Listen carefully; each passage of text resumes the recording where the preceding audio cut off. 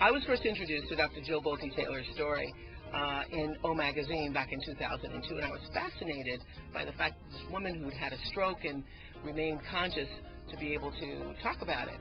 Well, most recently she appeared at the Technology Entertainment Design Conference, or called TED, where all the brilliant people go to hear other brilliant people and their ideas. And the tape of that conference has been moving around the internet in such a way that so many people have been made aware of her story. And I wanted to talk to her because she is the living, breathing epitome of what Eckhart Tolle has been saying in A New Earth about learning to silence our mind. Well, she wasn't trying to silence her mind, but when she had the stroke, her entire left hemisphere of her brain shut down, and the right hemisphere was still conscious and aware, and her perceptions are what we're all striving for, nirvana. Can't wait to talk to her. But I'm very different. My intention is very different in how I live my life and what I'm here for now and how I want to spend my time. Oh, before I was ego. I was climbing the Harvard ladder. I was winning the awards and I was doing my work, and oh, it was so important and I was so important and it was all, you know, so important. And then when I lost that, I really became much more aware of I am in relationship to all these other people on the planet. When I became detached from my normal perception of myself and I shifted, I am a liquid. I am a fluid entity. We all are. And we're made up of these 50 trillion beautiful, incredible molecular geniuses that create our form. And we think of ourselves as, oh, that's a leg. No big deal. But it's not. It's cells. It's skin cells and muscle cells and blood cells are flowing through and there's fluid everywhere and there's an immune system in there. It's a world within. And as I shifted away from the perception that I was this single, solid, separate entity, I shifted into this awareness that I'm this miraculous conglomeration of trillions of little organisms. But what you had, though, was a sense of oneness and a sense of peace and a sense of connection to humanity in a way that you'd never had before, because all of that other stuff had been quieted. Exactly. So when I look at people who have had any kind of trauma, I ask, what have they gained? What have they gained? Because now something is missing, and that has removed an inhibition off of something else. And what I gained was this incredible knowingness of deep inner peace, an excitement of realizing everything was interconnected, and I lost the boundary of my body, so I felt that I was enormous, as big as the universe, because I no longer defined that this was where I began and this was where I ended.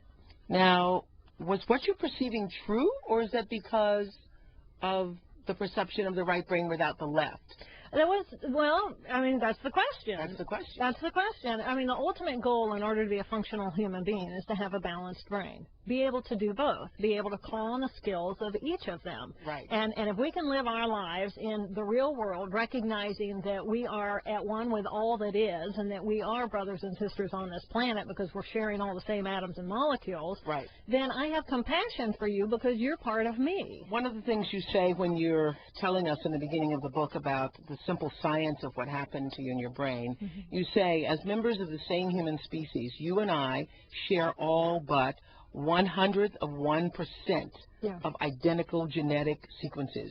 So biologically, as a species, you and I are virtually identical to one another at the level of our genes, and there's only 1/100% difference, and that is what makes all the difference. That's right. But 99.99% of all of us is the same. Is the same. Is the same. Doesn't, you know, when I read that, and I, you know, certainly have heard that and have read it in different contexts, but you made it so simple that it made me so sad for all of the wars and violence and prejudices and disagreements and arguments, and when you're all 99.9% the same. Right. Right. We are brothers and sisters. We have this level of hostility that focuses on our differences instead of our similarities. And because so we're all fighting over the 1/100% of 1%. Yeah. It's really, really sad. It's crazy. Really, yeah, it is. It's very unfortunate. Very unfortunate. It's very unfortunate. So what was your main stroke of insight? I think to me that deep inner peace exists at the core of the right hemisphere. And my motivation to come back and to go through the process of recovery. Because the truth is, you reached the state of nirvana. I did. I was in pure yogis euphoria. and people meditate for hours. I was in the silent mind. You were. I sat in the silent mind, where I was essentially sitting in the lap of the universe, at one with all that was, and yet I still had this body. I still was did you alive. See God? I essentially was God. We did what, it depends on how you define God. What is God? Is God something that is separate to you? To me, God is the energy of all that is, the all-knowingness, the fluidity, the slow tranquilness of all that moves, and so I dissolve back into that. What you're saying is, let me help you, because when you say you're God, people go crazy. Thank you very much. They think you're the Beatles. You think you're the Beatles. Yeah. What you're saying is you could see your connection to the omnipotence and enormity of that which is God. Separate from it. You were not separate from God. I was no longer separate. You could see how you were a direct part of God. Yes. A part of God. Yes. And so you sort of flow into that energy that is God. Yes, exactly. And how we are manifesting as a physical being or entity coming from that source that is God, that we call God. Yes, yes. Yeah. And in that condition, I was alive and capable of having that experience and no longer feeling separate from.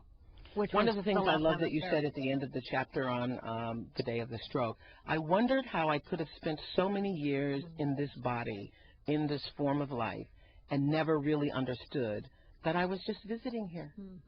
Yeah.